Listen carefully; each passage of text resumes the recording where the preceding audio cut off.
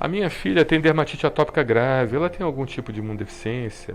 A cada dia que passa, a gente entende a dermatite atópica grave como um quadro de imunodeficiência, né? Porque as pessoas, às vezes, elas pensam, imunodeficiência é problema de anticorpo, de célula. Não necessariamente isso. Por exemplo, a imunidade inata da gente, ela é composta tanto da barreira que nós produzimos das mucosas, da produção dos anticorpos nas mucosas e também da própria barreira, né? Barreira que não deixa, a pele, por exemplo, ela não deixa entrar aqueles germes que venham a causar um problema mais sério no seu organismo. E o paciente com dermatite atópica, ele tem deficiência de uma substância na pele chamada filagrina, que a filagrina é aquela substância que não deixa as bactérias entrarem. Ou seja, a gente já, a partir daí já pode dizer que pela deficiência de filagrinas, aquele paciente com dermatite atópica, ele acaba tendo uma certa imunodeficiência, né? Uma imunodeficiência do sistema inato, que o sistema inato nós sabemos que seria responsável então por essa questão. Mas o que tem se mostrado também é a expressão errônea justamente do marcador FOXP3, né? Porque a dermatite atópica está muito relacionada também com a regulação das células dos linfócitos T, CD3, CD25, FOXP3, ou a desregulação dessas células, né? Que são os linfócitos reguladores, aqueles linfócitos realmente que regulam o sistema imunológico e deixam a gente em harmonia, estável, em homeostase, tá? De forma equilibrada.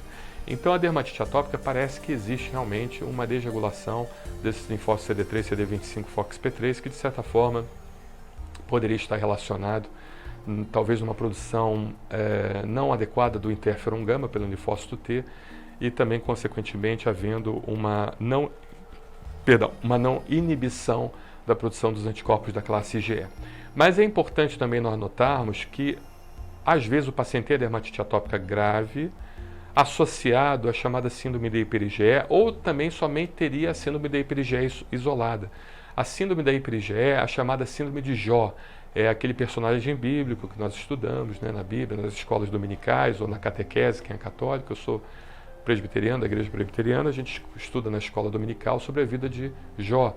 E provavelmente ele tinha uma síndrome da hiper-IgE, não sei, ou alguma outra coisa semelhante. Eu só sei que foi batizado de síndrome de Jó, essa doença da superprodução da hiper-IgE, que está relacionado justamente a um gene chamado STAT3. O STAT3 ele desregula essa produção de interleucinas, fazendo então com que você venha produzir muita quantidade de anticorpo IgE e também pela própria produção do linfócito B, desse anticorpo da classe IgE, causando sintomas parecidos com alergia, mas que não são alergias e que podem estar isolados ou associados à dermatite atópica. E a síndrome da hiper-IgE é uma síndrome que a gente considera como uma síndrome de imunodeficiência monogenética, né? Ou seja, o paciente ele desenvolve uma alteração nesse gene STAT3 e que, de certa forma, haveria então esse aparecimento dessa síndrome da hiper-IgE. Uma interleucina que está muito relacionada à fosforilação da STAT3 é a interleucina 6, que está se falando muito, né, dessa interleucina durante o Covid-19, porque ela é responsável pela chamada tempestade de citocinas. Eu sei que isso é um pouco complexo, mas é bom a gente na internet divulgar disso.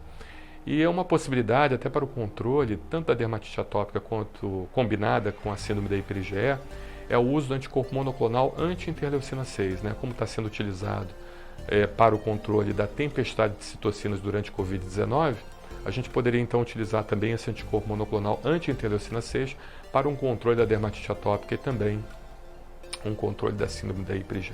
Tá bom? Muito obrigado pela sua pergunta, excelente.